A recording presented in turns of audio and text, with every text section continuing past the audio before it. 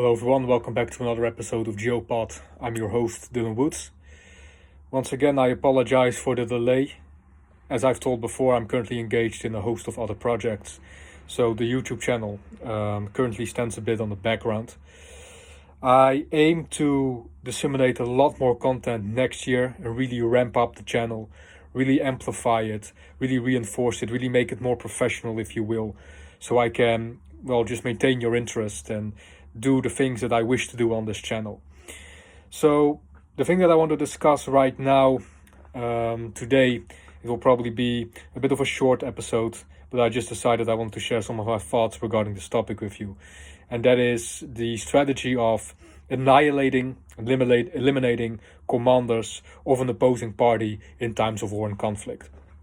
So what we're seeing right now within the Middle East, and to a certain degree also within the war between Russia and Ukraine, is the emphasis on taking out enemy commanders, enemy leaders, and high-rank officials within the enemy's command and control structure, or overall hierarchy, if you will.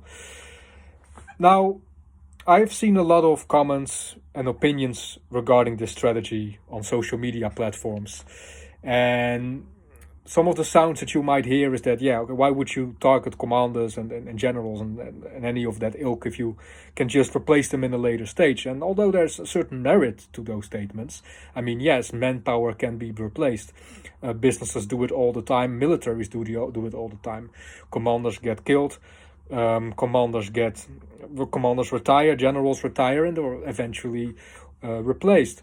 However, and this is particularly true to the Middle East, when we take a look at organizations such as Hamas and Hezbollah, for example, the commanders that Israel has taken out over the course of the past year are commanders who have been instrumental in building the organizations to the point where they're at today.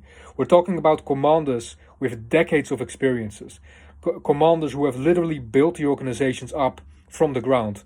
We're talking about Ismail Haniyeh, who had a vast financial network in order to sponsor Hamas. We're talking about Yahya Sinwar, a keen strategist, someone with an in-depth understanding of Israeli society and a lot of experience behind him.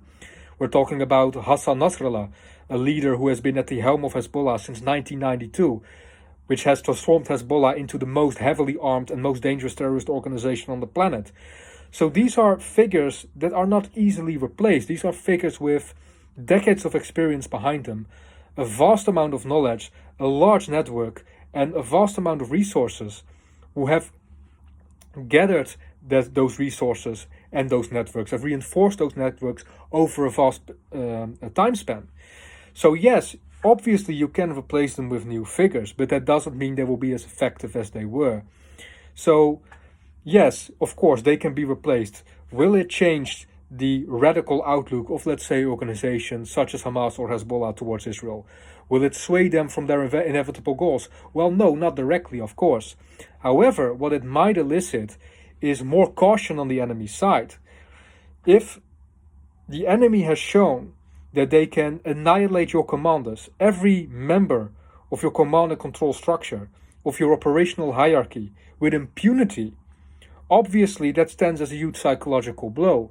Which means you become more cautious. You start to think about your maneuvers more cautiously.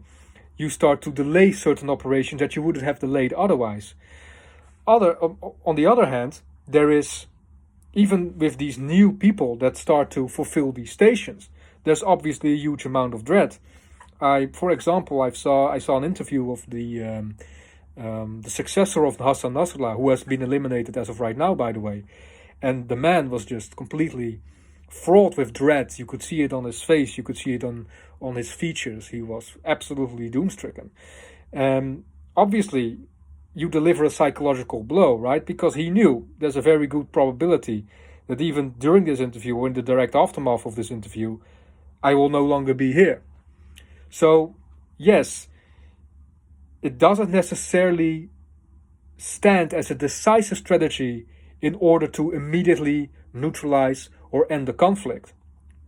But it will stand as a huge psychological blow to the enemy, and it will disrupt their operations, at least to such an extent that they will be more cautious. So you've increased your own deterrence, let's say, in that regard.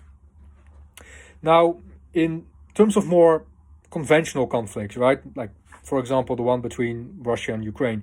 What we have seen so far is that, at least on Russia's side, Russia has fired an incredible amount of its commanders and its generals due to what Putin would probably deem incompetency, or incompetence, sorry. On the Ukrainian side, we've witnessed this as well. And, well, the result that brings is kind of, a culture of, fear, one might call it. Some might say, it will just motivate the troops to a higher degree, motivate these generals and commanders to put their best foot forward, so to say, and make them more eager to change the situations on the battlefield. However, my previous argument still stands in that regard.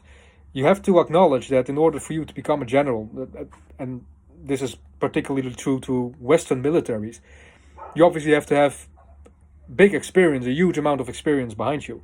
You have to have a network, you have to be known, you have to have some sort of authority within the arms of military that you've served in, and you must be respected across the board, right? Because you will be the one taking the most dire decisions, the most strategic decisions on the most highest level of levels. So obviously, that comes with time. It doesn't just happen, it doesn't just occur.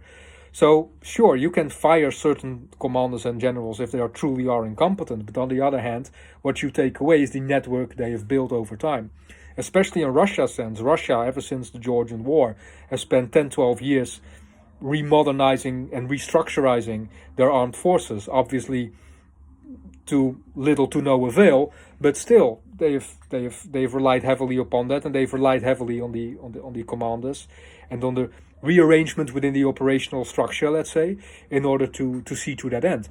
So now if you're going to take away all those important and essential figures, you're taking away the fluidity within the operational chain of command, within the hierarchy, and thereby within direct command and control over the regiments that are currently deployed within Ukraine or along the rims of the battlefront.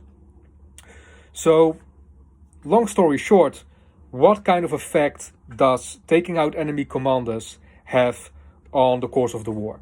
Will it be a decisive factor in the war? Well, no, not directly, as I've stated before.